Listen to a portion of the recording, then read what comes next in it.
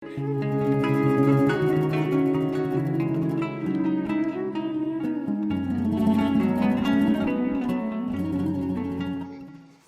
بالله من الشيطان الرجيم. بسم الله الرحمن الرحيم.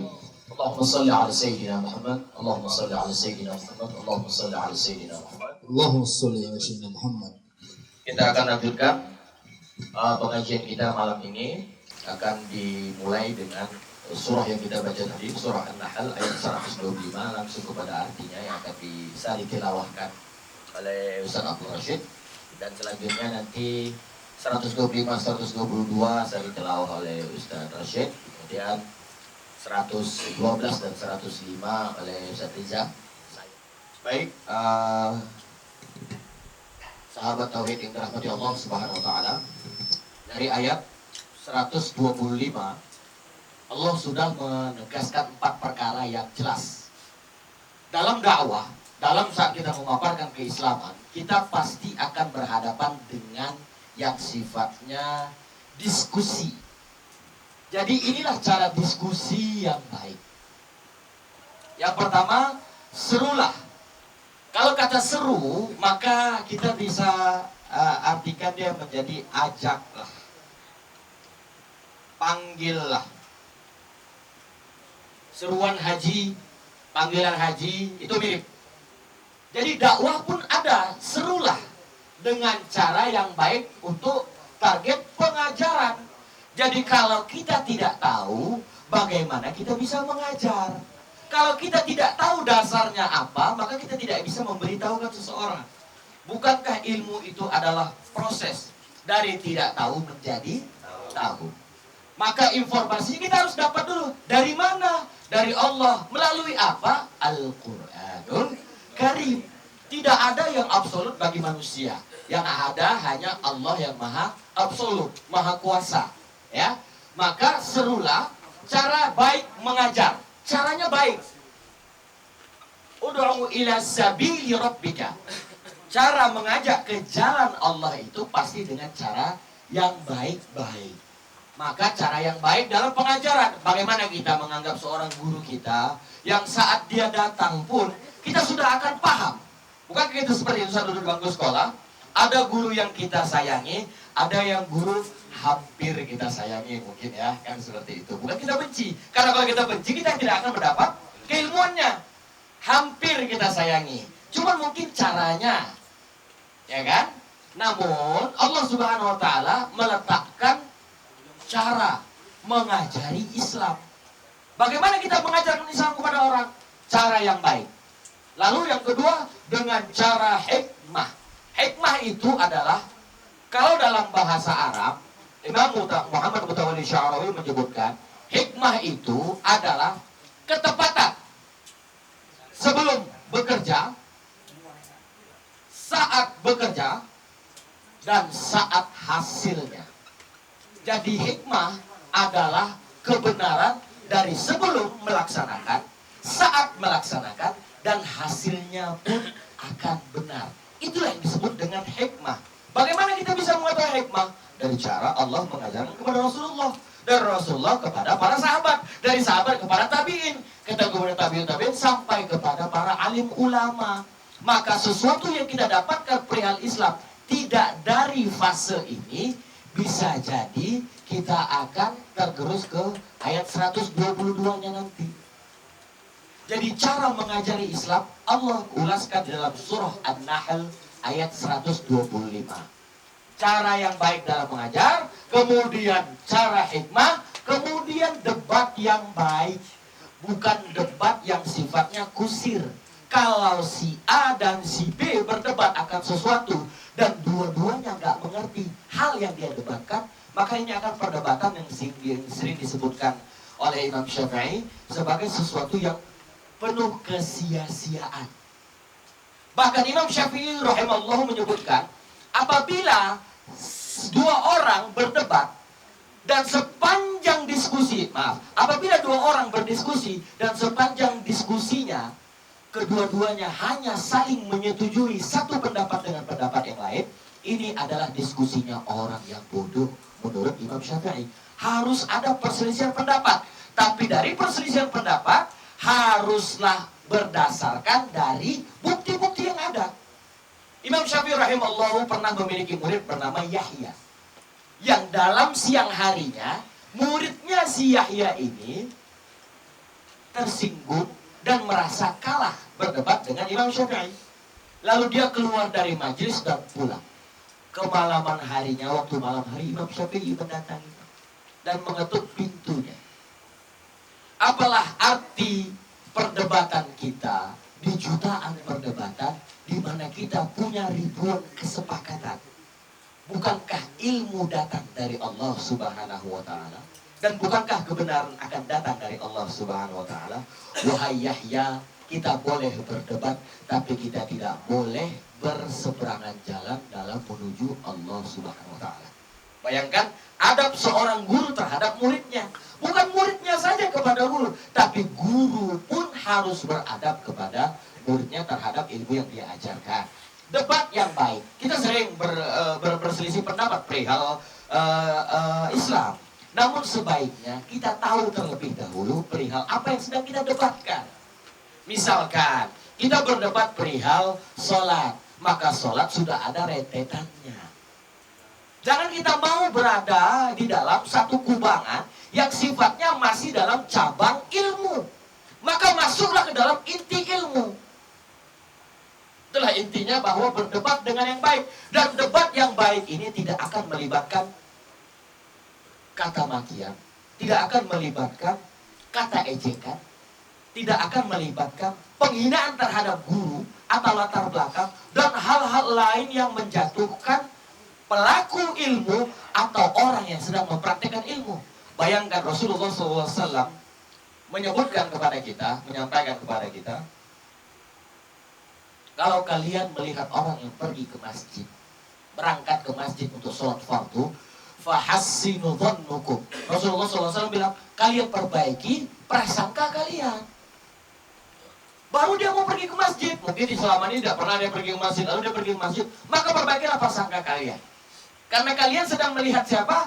Sahabat yang akan mengingatkan kalau kita lalai. Walaupun ya mungkin seminggu saja, habis itu dia tidak pergi lagi. Maka kita sudah punya hak untuk mengajaknya kembali. Sama seperti halnya saat kita berada di kubangan kemalasan beribadah kepada Allah Subhanahu wa Ta'ala. Jangan segera kita tuduh orang lain bahwa mereka adalah separatis, atau mereka adalah Islam jihad, atau mereka adalah orang yang gila ibadah. Jangan. Kita lihat dulu titik berdiri kita sedang ada di mana. Karena haram tetaplah haram walaupun seluruh manusia melakukan keharaman tersebut. Haram tetaplah haram. Kalau di muka bumi ini, saat ini, perzinahan adalah sesuatu yang halal dianggap orang, maka itu tetap haram di hadapan Allah Subhanahu wa Ta'ala. Karena kita melakukan sesuatu itu semata-mata demi Allah Subhanahu wa Ta'ala, bukan demi orang lain. Dan ingatlah, kita tetap akan mendatangi Allah sendiri. Bukankah tadi kita buka pas di awal, man haraba minan nasi salima min syarrihim, barang siapa yang lari dari manusia maka akan selamat dari keburukannya. Mungkin sudah saatnya kita melatih diri selepas sholat, agak wirid-wirid sedikit gitu kan. Ya wirid yang benar, bukan konsep dengan kabulkan gitu. Ada bahasa yang lain seperti Allah Subhanahu wa Ta'ala, subhanallah, subhanallah, subhanallah, kabulkan baru pas. Kan seperti itu. Allah karim, Allah karim, Allah karim. Terimalah ya Allah. Ya, jadi harus dibuka dulu dengan nama Allahnya dan Rasulullah SAW. Baik, harus dengan debat yang baik. Jangan sampai kusir berputar di situ-situ saja gitu. Kalau kita tidak tahu, fas'alu ahlal dzikri in kuntum la ta'lamun, kata Allah dalam surah Al-Anbiya. Kalian tanya orang yang tahu, orang yang belajar. Nah, wallahu a'lam bishawab. Lalu dari setiap perdebatan, dari setiap dakwah, dari setiap perjuangan kita akan sesuatu hal yang sifatnya Islam, ingat, Allah tahu niat kita. Apakah ingin anggar-anggaran guru? Apakah ingin anggar-anggaran ilmu? Kalau ingin anggar-anggaran ilmu, sama seperti orang yang kaya tadi. Kalaulah ada datang kepada kita orang yang mengaku kaya, maka kita bilang tadi apa? Pak, berobat. Karena Allah Ghaniyun Halim. Karena manusia bisa jadi kaya tapi tidak penyayang. Bayangkan, Allah itu ghaniyun karim. Bisa jadi manusia kaya tapi tidak mulia. Wallahu a'lam bishawab. Allah tahu niat kita. Allah tahu niat kita, kita sedang ngapain, apalagi sedang berbicara perihal seruan agama. Apalagi kita sedang mengajak orang, maka ajaklah dengan cara yang baik. Wajadilhum billati hiya ahsan. Kalau kita punya cara A, ini bisa berakhir kepada perdebatan yang tidak habis, maka kita pilih cara yang lain. Jadilhum billati hiya ahsan. Kalian debatlah mereka dengan cara yang sangat baik. Dalam bahasa Arab ada kata hasan. Hasan ini artinya bagus. Ini adalah perjalanan satu arah.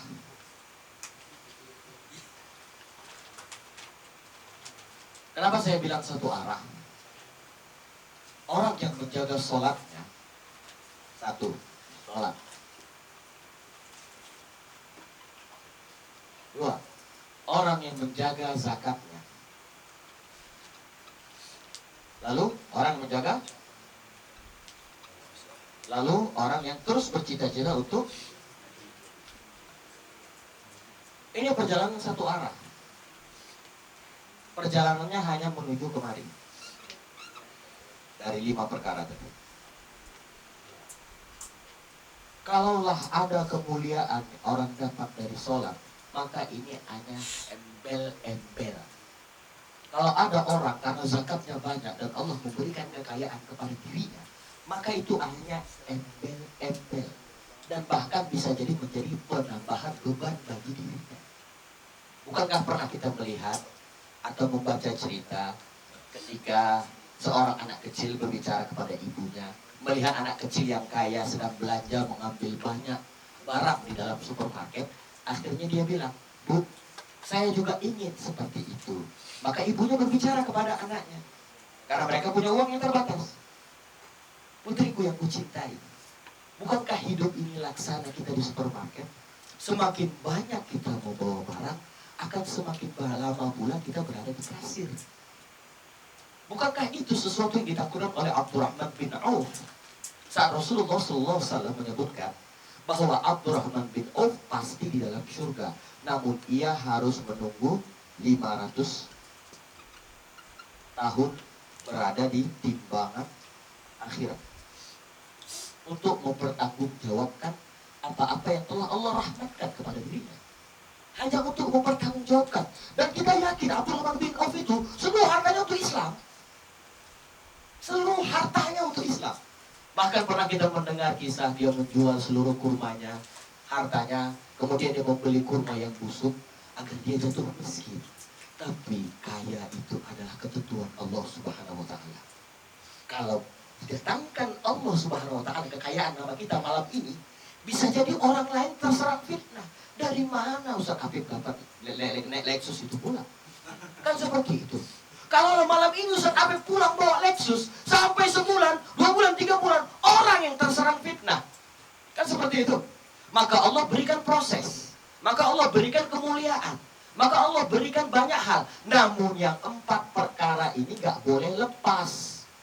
Allah tetap akan tuntut si kaya, si miskin, si hebat, si kuat, siapa tetap untuk melaksanakan sholat. Allah akan tetap minta kepada sesiapapun, walaupun punya penghasilan yang besar atau penghasilan yang kecil, untuk melakukan zakat. Bukankah kita pernah melihat orang yang sudah dapat zakat akhirnya berzakat kembali? Bukankah pernah kita melihat orang yang mendapat sedekah dan mensedekahkan hartanya kembali? Makanya Allah letak takaran itu 2,5%. Berapa 2,5% dari zakat yang dibayarkan kepada kita? Misalkan kita masuk ke dalam nisab, saya adalah seorang yang berhutang, maka saya mendapatkan hak zakat. Kemudian ada yang membayarkan kepada saya mungkin 50 juta. Berapa 50 juta dari 2,5%-nya? Dan uang itu saya dapatkan secara cuma-cuma. Inilah rentetan kebaikan dengan Allah. Inilah rentetan kebaikan yang Allah berikan kepada Rasulullah sebagai keilmuan, diajarkan kepada para sahabat, kemudian berlanjut sampai sekarang.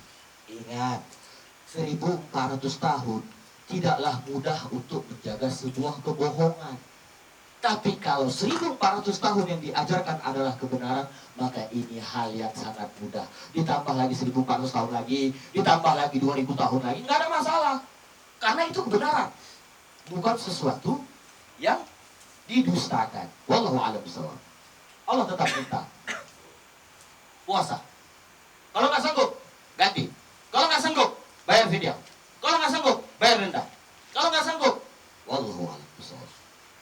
Allah tetap minta 4 perkara. Haji. Ini adalah hal yang kita harus pede, kita harus yakin, kita harus beriman. Kalau Allah putuskan kita tidak juga berangkat, tapi tidak ada di dalam hati kita bahwa kita mempercayai haji, maka kita termasuk orang yang tidak percaya kepada rukun Islam. Harus ditanamkan dalam haji, dalam hati. Haji, aku akan berangkat ya Allah sesuai panggilanmu. Makanya orang haji itu bacaannya labbaik Allahumma labbaik, labbaik la syarika laka labbaik, innal hamda, sesungguhnya segala puji, wan ni'mata laka wal mulka. Jadi orang yang pergi haji itu sebenarnya apa?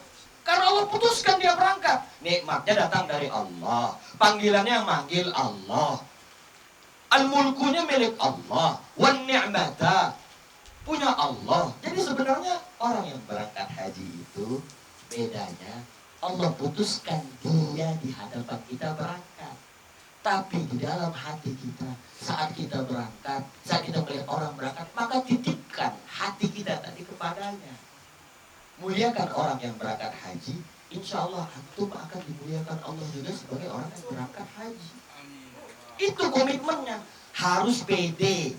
Harus pede, karena Allah tuh maha kuasa. Kita berurusan sama yang bukan dengan teknis manusia. Allah tuh berada di luar kondisi kerja kita. Allah tuh berada di luar kondisi pemahaman yang kita tahu. Maka haji itu adalah sesuatu yang sifatnya diimani terlebih dahulu, dimasukkan dalam hati, insya Allah aku akan haji. Kalau saya punya praktek, kalau lihat gambar Ka'bah, ya Allah, sampaikanlah hamba ke sana. Atau kadang saya talbiyah sendiri, ya tapi nggak usah kuat-kuat, ya kan. Labbaik Allah. Kita harus bangga. Bahkan di tahun yang seperti ini tidak ada haji. Allah persaksikan. Kalau yang ada punya niat untuk membanggakan ibadahnya, oh dia akan berangkat haji tahun ini, Allah akan kasih berangkat. Sama seperti kita yang Allah belum qadarkan untuk berangkat. Bayangkan di dalam COVID sendiri ada rahmat untuk orang-orang yang rindu akan rumah Allah, tapi semua tidak berangkat Allah. Begitulah kita memahami sesuatu yang sifatnya qadar Allah Subhanahu wa taala. Baik, kebaikan dunia, kebaikan satu arah. Kalau orang cari kebaikan akhirat, dunianya akan dapat. Makanya saya bilang satu arah, karena seluruh perilaku yang Allah perintahkan sama kita tujuannya akhirat. Salat akan dinilai di akhirat, zakat akan dihitung Allah di akhirat, puasa bahkan hanya aku dan hambaku, kata Allah Subhanahu wa taala. Tidak ada ikut-ikutan, malaikat angkat tangan, Rasulullah SAW angkat tangan. Makanya Rasulullah mewajibkan, seakan-akan mewajibkan dirinya dengan Senin dan Kamis. Karena dia apa? Suka berdua-duaan dengan Allah Subhanahu wa taala dalam urusan ibadah. Karena puasa aku yang kasih, kata Allah. Kapan dibayar Allah? Di akhirat. Haji pun Allah bayarkan di akhirat. Jadi hidup kita sebenarnya adalah satu tiket. Dari akhirat menuju dunia untuk menuju akhirat lagi. Kenapa kita tidak berjuang? Lato golnya ini kok. Tadi udah kita bahas. Orang masuk ke dalam kubur langsung ditawarkan. Kau ahli neraka, kau ahli surga. Duduk di bangkunya ahli surga. Maka Allah akan kasih fasilitasnya ahli surga. Pun begitu, na'udzubillah, kita ketika duduk di, jangan kita lah, mereka ya, mereka yang duduk di bangku neraka, Allah akan kasih juga fasilitasnya neraka. Seperti itulah yang saya sebutkan, bahwa ketika orang mencari kebaikan, maka carilah kebaikan yang satu arah menuju akhirat. Kita bicaranya akhirat. Orang muslim yang mengaku asyhadu an la ilaha illallah wa asyhadu anna Muhammadar Rasulullah, itu tujuannya akhirat. Kalaupun ada dunianya, alhamdulillah itu hanya embel-embel, bisa jadi Allah titipkan untuk Anda agar memudahkan saudara Anda. Hanya itu. Wallahu a'lam bishawab. Selanjutnya Pak Riza. Riza. Baca arti 116. Dan janganlah kamu mengatakan terhadap apa yang disebut-sebut oleh lidahmu secara dusta. Ini halal dan ini haram. Untuk mengada-adakan kebohongan terhadap Allah. Sesungguhnya orang yang mengada-adakan kebohongan terhadap Allah tidak akan beruntung. Baik, langsung dibaca ke 105-nya. Sesungguhnya yang mengada-adakan kebohongan hanyalah orang yang tidak beriman kepada ayat-ayat Allah. Dan mereka itulah pembohong. Baik. Pembahasan kita malam ini melanjutkan dari pembahasan kita kemarin. Kita sudah mengetahui kemunafikan. Munafik ada 7 perkara. Kemudian kita kemarin sempat membahas riba. Riba ada pelaku, ada pendengar, ada bahayanya, ada obatnya. Kita obatin aja hati kita. Yang pertama obatnya adalah penyesalan, yang kedua bertobat, yang ketiga meminta maaf. Ini yang paling sulit. Lalu selanjutnya adalah resign, berhenti dari majelis yang di dalamnya banyak dibongkar segala keburukan orang lain. Karena ini dosa. Lalu kita lanjutkan lagi pembahasan kita malam ini ke dalam pembahasan yang sifatnya dusta. Dusta ya, bukan pespa, dusta. Ya kan? Karena khawatirnya orang, karena mungkin bahaya bahasa dusta, jangan ada pespa di antara kita yang seperti itu kan. Padahal sebenarnya jangan ada dusta. Bahkan Al-Quranul Karim pun mengharamkan. Kita membahas haramnya bukan karena dia haram kontan. Kalau kita mengikut Allah Subhanahu Wa Taala langsung, kita ikut juga mengharamkan, nggak ada masalah. Tapi kita kan sekarang kan ada sesuatu yang kenapa? Nah, Allah Subhanahu Wa Taala memberikan jawaban. Ingat, yang saya tuliskan di atasnya adalah doanya Rasulullah SAW. Ada yang bisa baca? Apa yang disucikan? Kalau mau sholat, kita mensucikan anggota tubuh ya. Apa saja? Wajah, tangan, kepala, dan kaki. Kan bukankah kita pakai semuanya itu? Tangannya kita angkat. Ya kalau mau jumpa Allah ya, sebaik-baiknya untuk dibersihkan terlebih dahulu. Kan seperti itu. Baik. Lalu apa yang dimintakan Rasulullah SAW? Yang dimintakan Rasulullah SAW, Allahumma tahhir, ya Allah sucikan. Yang pertama, qalbi. Qalbi artinya hati. Minan nifaq, dari kemunafikan. Sudah kita bahas munafik itu bagaimana komitmen. Ya kan? 3 dari hadis, 4 dari Quran. Di antara yang paling parah di Quran, yang paling sering kita saksikan, bahkan saya pun merasakannya, wa idza qamu ila sholati qamu kusala. Mau bangkit sholat maleh, mau bangkit sholat malas. Ini tanda-tanda sudah kemunafikan. Jadi seharusnya kita sudah bisa mengobati, karena Allah yang menjudge kita. Kan seperti itu. Bukankah Rasulullah telah menunggu? Bukankah sahabat-sahabat kita sudah menunggu? Kan seperti itu. Nah, minan nifaq, ya Allah sucikan hatiku dari kemunafikan. Bisa jadi kita mengiyakan sesuatu yang Allah haramkan di lisan kita, tapi dalam hati kita tidak kita haramkan ya. Makanya Rasulullah SAW langsung melanjutkan qalbi minan nifaq. Lalu yang kedua farji. Farji ini farjun yang kita bahas kemarin, yaitu 2 lubang. Yang kalau dalam bahasa manusianya kita adalah kemaluan. Ya Allah, sucikan hatiku. Ya Allah, jagakan kemaluanku dari perbuatan zina. Bayangkan Rasulullah SAW yang selalu menjaga perilakunya, meminta doa agar dijaga hatinya, agar dijaga kemaluannya. Lalu yang akan kita bahas adalah walisani. Lisan apa? Tidak. Minal kidbi. Apa yang Rasulullah SAW katakan? Dusta. Wa mayatiku anil hawa. Rasulullah itu tidak akan menyebutkan sesuatu dari nafsu dirinya. Karena yang akan keluar dari lisannya adalah wahyu. Wahyu. Bayangkan, Rasulullah SAW yang telah terjaga segala perilakunya masih meminta kepada Allah kekuatan. Bukankah kita meminta kepada Allah kekuatan? La haula wa la quwata illa billah.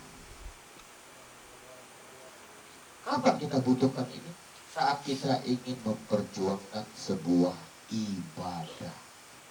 Benar adanya ada ta'awuz, ada a'udzubillahi minasyaitonirrajim. Tapi selanjutnya harus kita lanjutkan ini.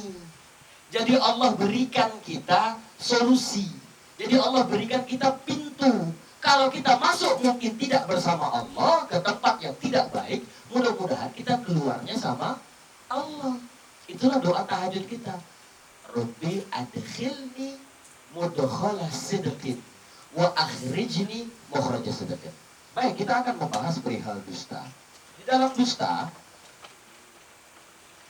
Allah Subhanahu wa taala mengungkapkannya di ayat 105 dan 116. Di ayat 116 untuk para pendakwah, untuk yang sedang memperjuangkan fisabilillah, jangan mengarang-arang perihal halal dan haram atas nama Allah untuk memenangkan perdebatan. Karena kita akan termasuk orang yang makar. Bayangkan, makar sama negara aja dikejar-kejar kan? Apalagi makar sama Allah. Karena kita mengarang sesuatu yang bukan Allah. Jadi di ayat 116 Allah Subhanahu wa taala bilang, dusta itu sudah aku haramkan. Apalagi berdusta perihal diriku tentang halal dan haram. Itu yang Allah sebutkan. Lalu di ayat 105-nya, kalau di ayat 116-nya hubungannya sama Allah, kalau di ayat 105-nya hubungannya sama manusia. Apa yang disebutkan? Dusta itu punya 8 hal. Yang pertama, dusta itu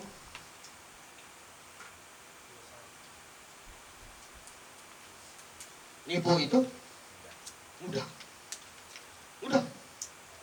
sekali. Kita gampang. Bahkan tidak ada salah satu universitas terkemuka di Indonesia ini membuka fakultas nipu, nggak ada, atau fakultas dusta, agar dipelajari perihal bagaimana berdusta. Nggak perlu. Jadi nggak perlu dipelajari, karena dia apa? Mudah.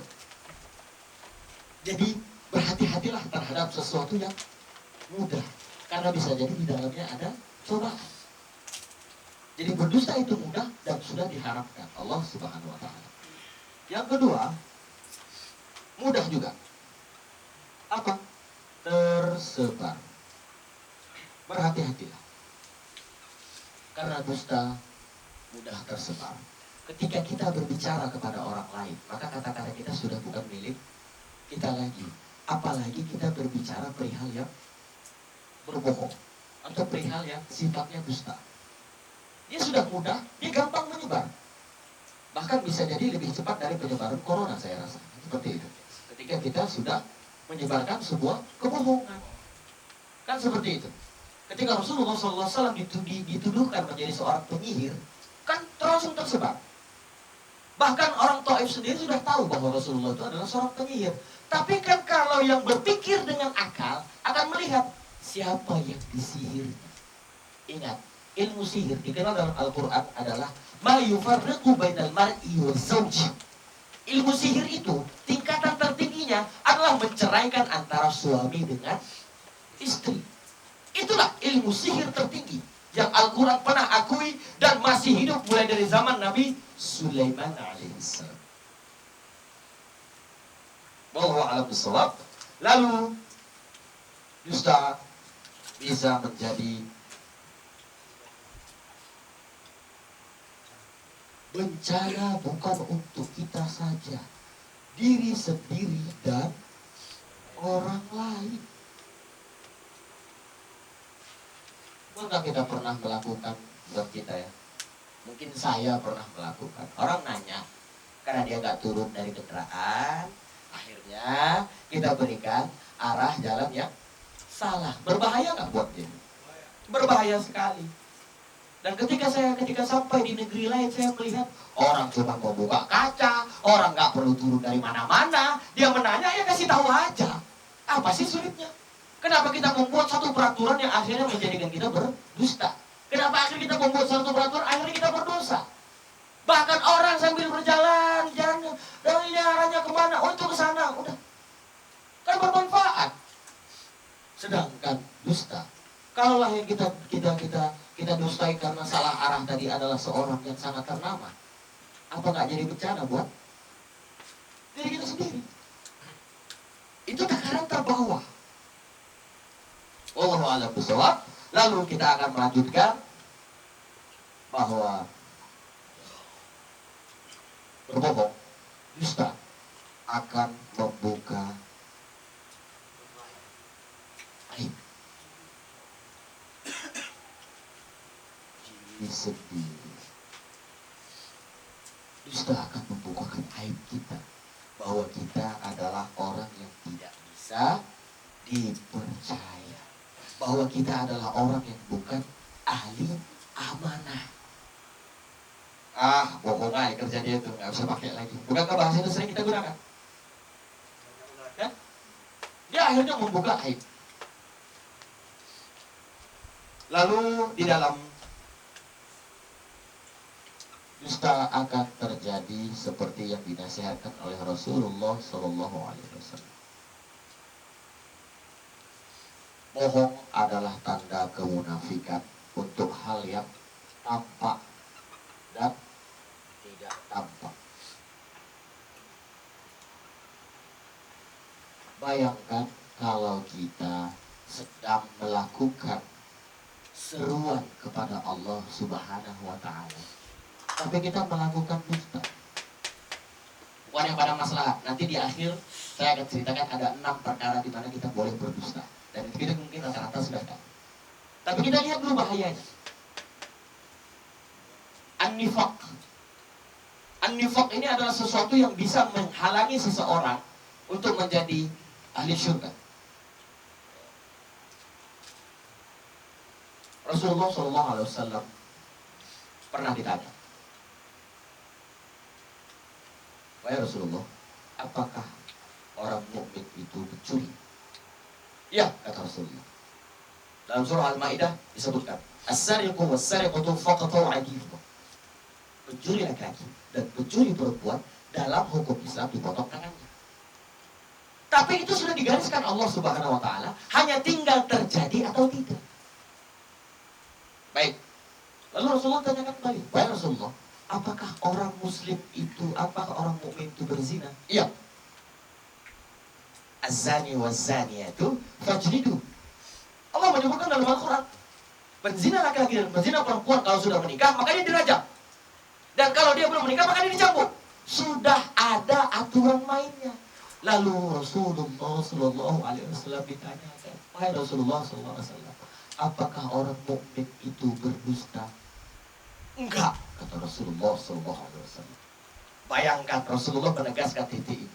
Karena kalau seandainya dia berdusta, bagaimanakah syahadatnya kalau dia sedang mendustakan syahadatnya? Inilah takaran dari berbahayanya bohong tadi.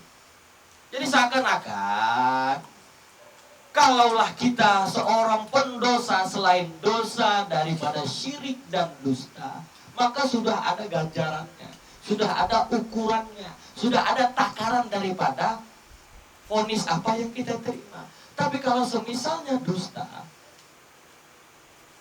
bayangkan kita sedang mendustai syahadat kita sendiri.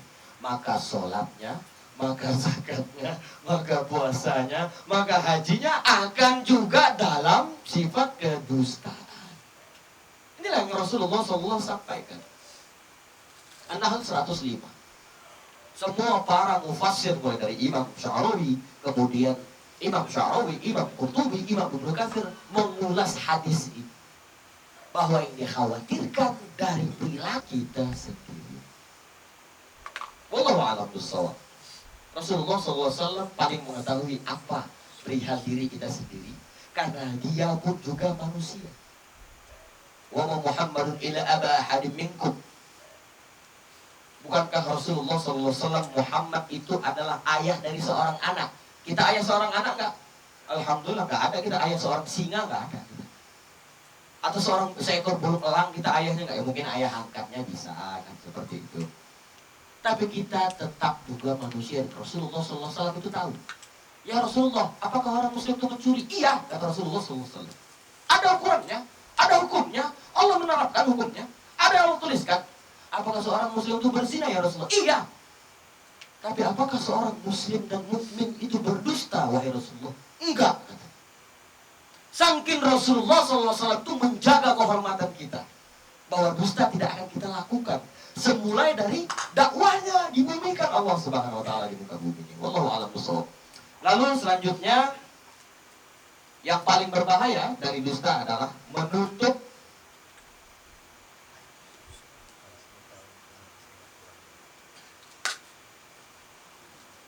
baik itu pintu kebaikan, baik itu pintu kemaslahatan, baik itu pintu kemanfaatan, baik itu pintu segala kebaikan yang manusia pernah keluar dari lisannya. Ingat, dusta itu akan menutup pintu ini. Pintu apa yang ditutupnya? Pintu keluar dan pintu masuk.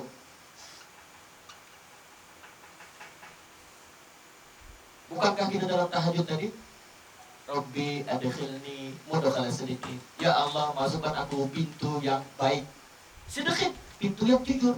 Wa akhrijni mukhraja sidqin. Dan keluarkan aku dari pintu yang jujur pula. Tapi kita berdusta, maka pintu itu tidak akan pernah dapat kita. Karena apa?